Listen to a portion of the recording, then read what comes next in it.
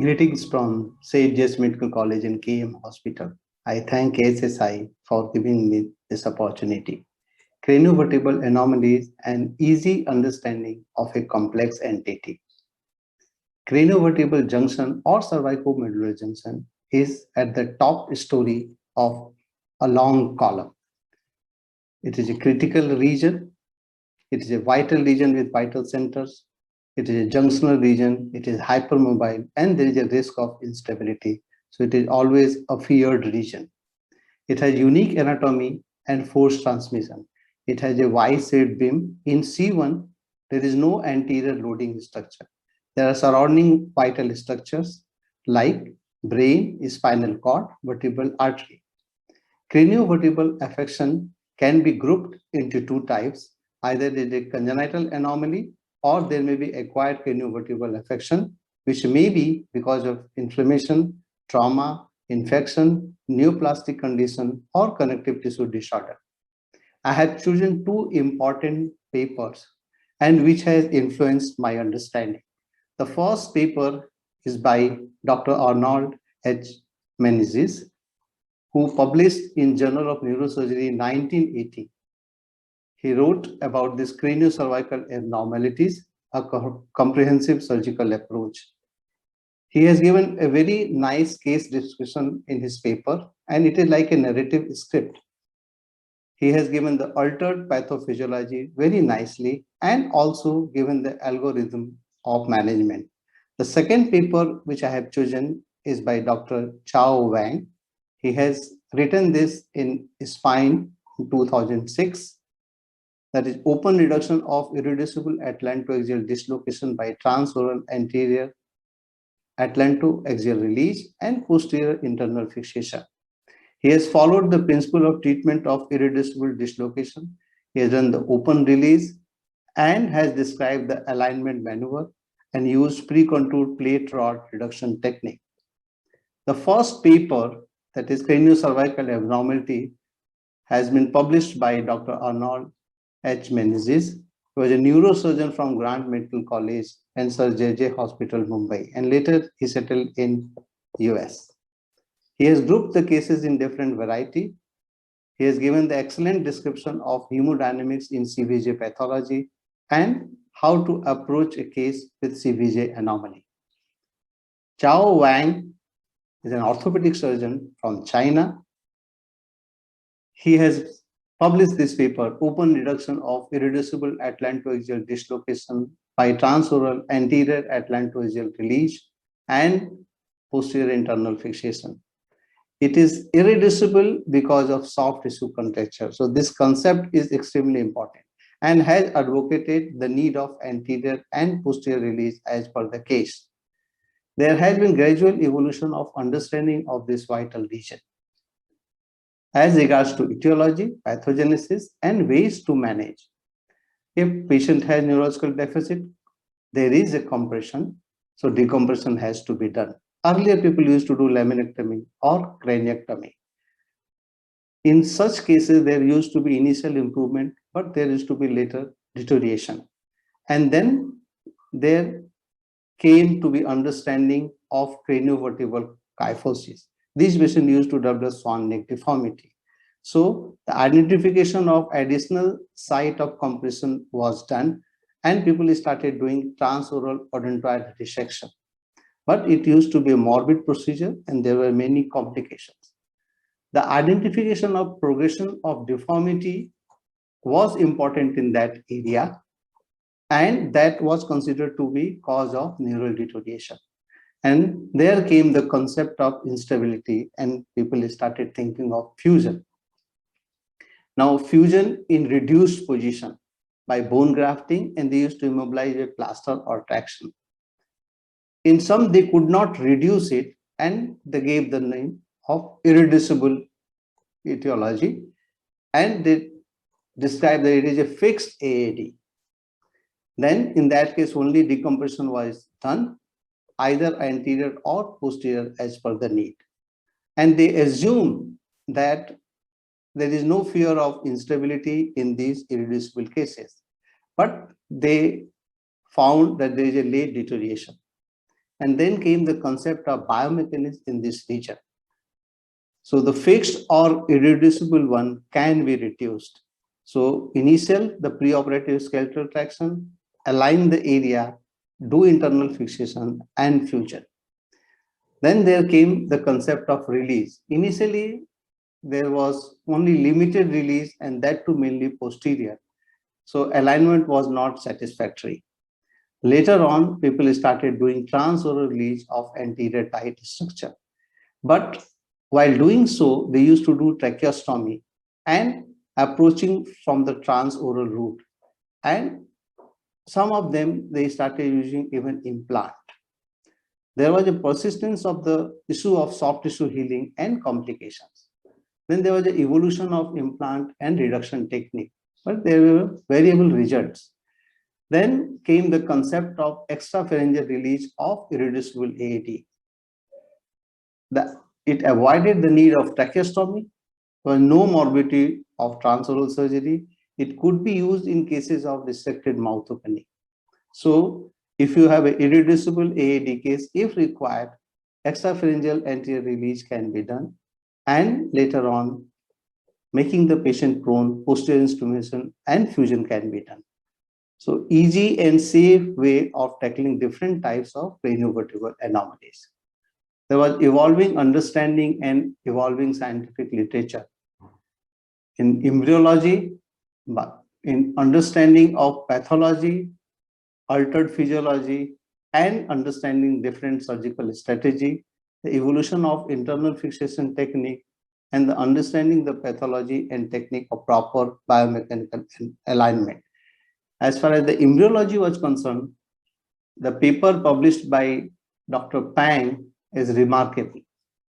And regarding the understanding the pathology and physiology, the paper of Menezes is excellent, and that's why I have chosen one of this paper. In evolution of internal fixation technique, there are multiple papers, and as the internal fixation devices developed, gradually there was more and more evolution. Initially, there was Galage fixation, Brooks fixation, Halifax clamp, and interspinous wiring. Then came the era of screw and plate. Dr. Lahiri and Goel, they describe C1, C2 lateral mass fixation. The Harms describe C1, C2 fixation with polyaxial screw. Trans-articular screw fixation was described by Magrel. The Amumi used the Staphyplate technique in reducing this, and the occipitocervical fixation was done. Then there was evolution of joint jamming technique, which was described by Dr. Goel, the DCR by Dr. Sarachand, and Wang, he described anterior release and posterior fixation. Now to describe Dr. Menezes' paper in detail, what was the background? In past, surgical treatment of craniovertebral anomalies with deficit used to be foramen magnum widening and removal of posterior arch of C1. There was a high morbidity and mortality, and it used to be associated with multiple problems. To prepare guidelines for surgical management of symptomatic abnormalities of the craniovertebral anomalies, this paper helps a lot. What was the study design? It was a retrospective study. The analysis of 17 cases of craniovertebral anomalies has been done. It followed a formulated protocol to manage cases of craniovertebral anomalies. The goal of treatment in reducible lesions, stabilization was described. In irreducible cases, decompression of cervicomedullary junction was advised. The radiological tools to assess the pathology in that era was gas or metrizamide myelogram with pluridirectional tomogram. And with this, they could know etiology, mechanism of compression of cervicomedullary junction, as well as about the reducibility. The clinical material, total 17 symptomatic patients were chosen. Symptoms range from occipital headache to myelopathy and even cranial nerve affection. The pathological anatomy of cervicomedullary junction can be categorized for treatment purposes into reducible and irreducible pathology. A reducible lesion refers to the capacity for restoration of normal anatomical relationship of the craniovertebral junction. On the basis of anatomical mechanism causing neurological symptoms and signs, he proposed an algorithm and classified into 5 major groups. If you see his algorithm, so if you have a patient where this aid is reducible, it just needs stabilization, so fuse it, and that fusion used to be done by posterior approach. If it is irreducible, it needs primary decompression, and that will depend upon the site of encroachment, whether it is ventral or dorsal. If it is ventral, do the transoral decompression. Even after decompression, it might remain stable or it can become unstable. The same thing might happen with the dorsal surgery also when you do posterior decompression. It might remain stable or it might become unstable. If it has become unstable, then one should go for posterior fusion. Now, he grouped into 5 types. Group A, reducible anterior compression of the cervicomedullary junction requiring posterior stabilization. And his first case was of this group. Here you can see the gas myelogram has been done. In extension, it is getting reduced nicely. So he has fused and fixed from posterior side. Group B was non-reducible anterior compression of the cervicomedullary junction by the dens, not requiring stabilization. So case number 2 to 6 fell into this group. And here you can see there is a basilar invagination. He has done the odontoidectomy. Group C, non-reducible anterior compression of the cervicomedullary junction by the dens requiring stabilization. So gas myelogram shows there is a basilar invagination in this. So first he did transoral resection of dens and proximal half of C2. Then he put the patient on skeletal traction for 10 days. Then X-ray demonstrated mobility. So bone fusion and wire stabilization from occiput to C3 was done. Group D were non-reducible or partially reducible posterior compression of cervicomedullary junction requiring stabilization. So this was found in his case number 11 and 12. So this was the picture. So there was a compression from anterior as well as posterior. So he did C1 posterior arch decompression and occiput C1 C2 lateral fusion. Later on, patient got stabilized and then he did not go for any anterior decompression. Group E, non-reducible posterior compression of the cervicomedullary junction, not requiring stabilization. So here removal of posterior rim of foramen magnum and laminae of C1, C2 and C3. And this patient also had syncope, so he decompressed the vertebral artery. The surgical procedure, posterior procedure were in the form of decompression of occiput, C1 posterior arch removal, and then you do the fusion. The anterior procedure used to be odontoidectomy, removal of compressing clivus. Ventral decompression was done in 9 patients. Result, 9 patients recovered and 8 improved. Out of these 8, 1 patient died later on because of sepsis. The complication CSF leak was found into 1 patient, which was closed. 1 patient had sleep apnea, but it got resolved. The late sepsis and death in 1 patient. Most interesting feature of craniovertebral anomaly is its diversity. It varies in degree of deformity in its clinical effects and pattern associated with neighboring skeletal structure. There are hemodynamic changes in this region because of chronic compression leading to varied signs and symptoms. It is important to know the site of compression and decompress that. In case of instability, stabilization and fusion is important. He has concluded and formulated physiological approach, and he introduced to correct this approach for improving the pathology secondary to abnormality of the craniocervical junction. Factors that influence specific treatment are etiology of the lesion and mechanism of compression, whether bone abnormality can be reduced to its normal position. The second paper which I have chosen is by Dr. Chao Wang, and he has written about the open reduction of irreducible atlantoaxial dislocation by transoral anterior atlantoaxial release and posterior internal fixation. What was the background of this paper? Transoral or transmedullary ventral decompression, that is odontectomy, did not correct swan neck deformity. It precipitates early degenerative changes in the lower cervical spine, and it had high morbidity and mortality. So he thought of doing just anterior release and no bony procedure. And he postulated a hypothesis that there is a contracture of muscles, ligament, capsule of atlantoaxial joint, and paradental scar. And all these are actually the cause of irreducibility. And so the halo cast traction could not prevent progression of the deformity. So he proposed and performed release of anterior tight structure without doing any odontoidectomy. Further reduction and stabilization by spatial posterior fixation. What was the study design? It was a retrospective study, 33 patients of irreducible atlantoaxial dislocation. Material and methods. The study was done from January 2001 to October 2003. 33 consecutive patients were taken, out of which 19 were male and 14 were female. The indication of surgery was manifestation of deficit or severe spinal cord compression, failure of reduction by skeletal traction.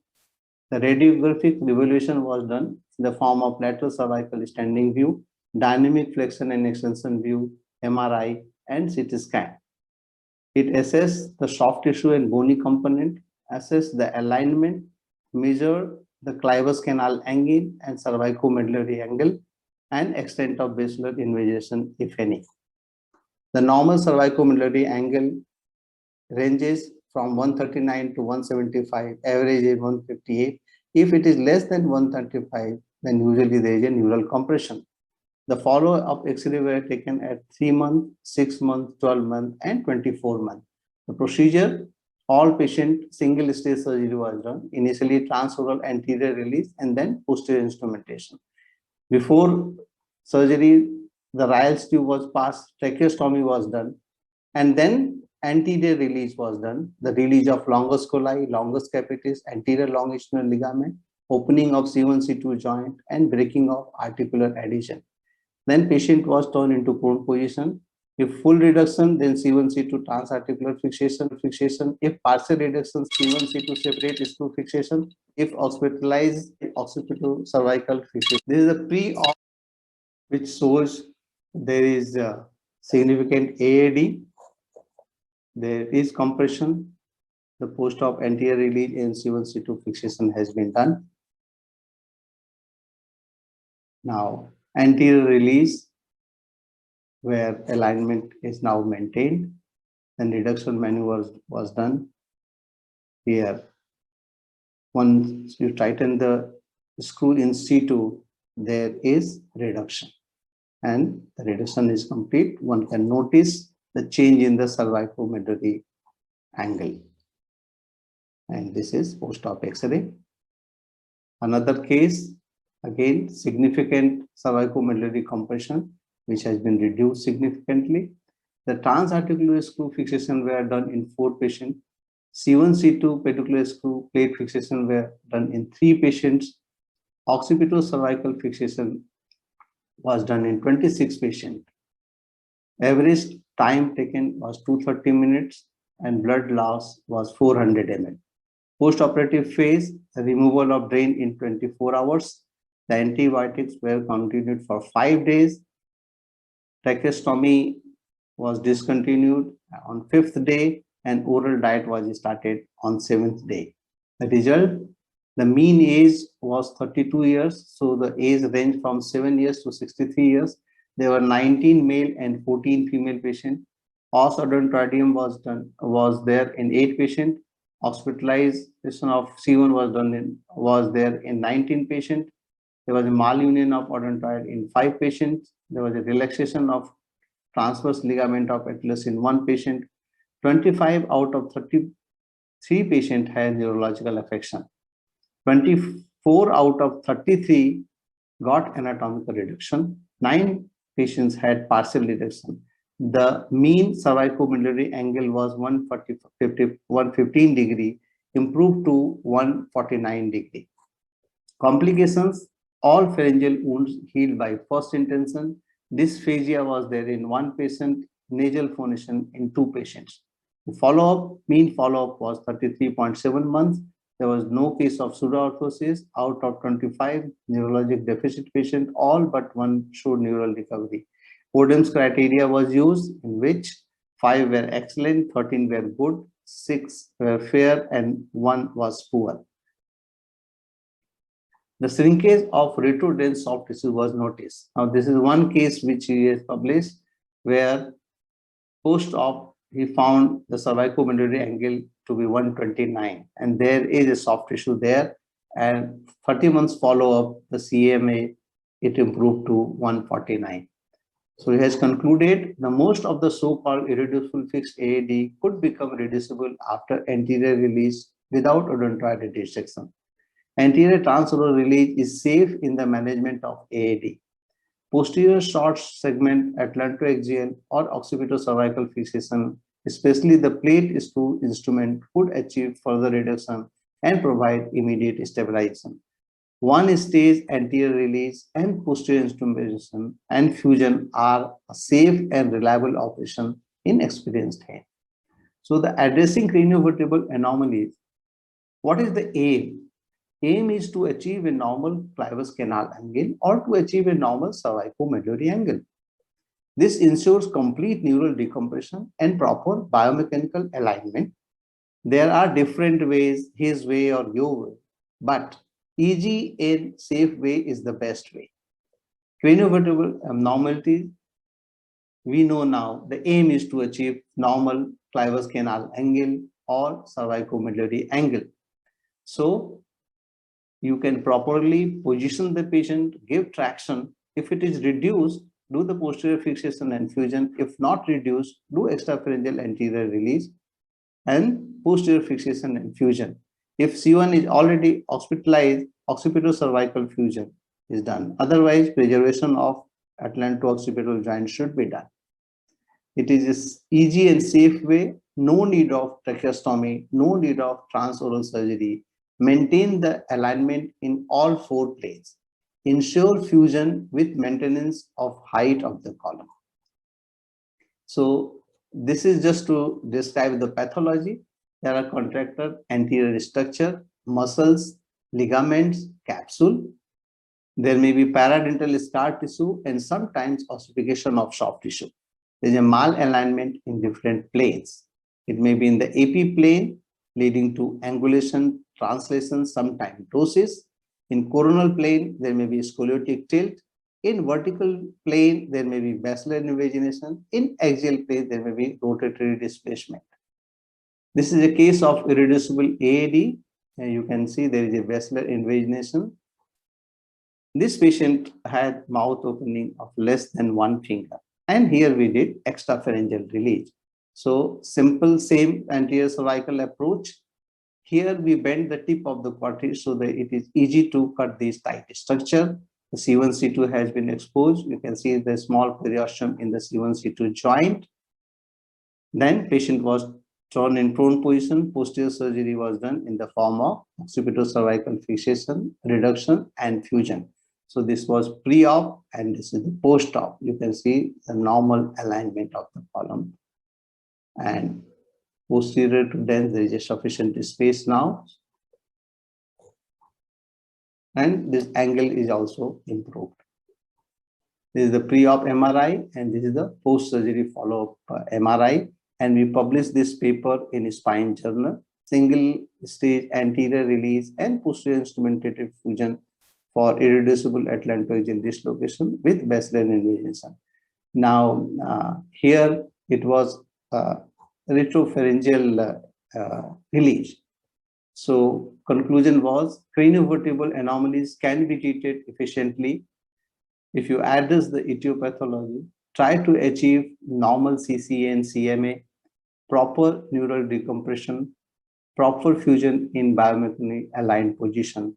All these can be done in a very simple and safe way. Best wishes from St. James Medical College and KM Hospital.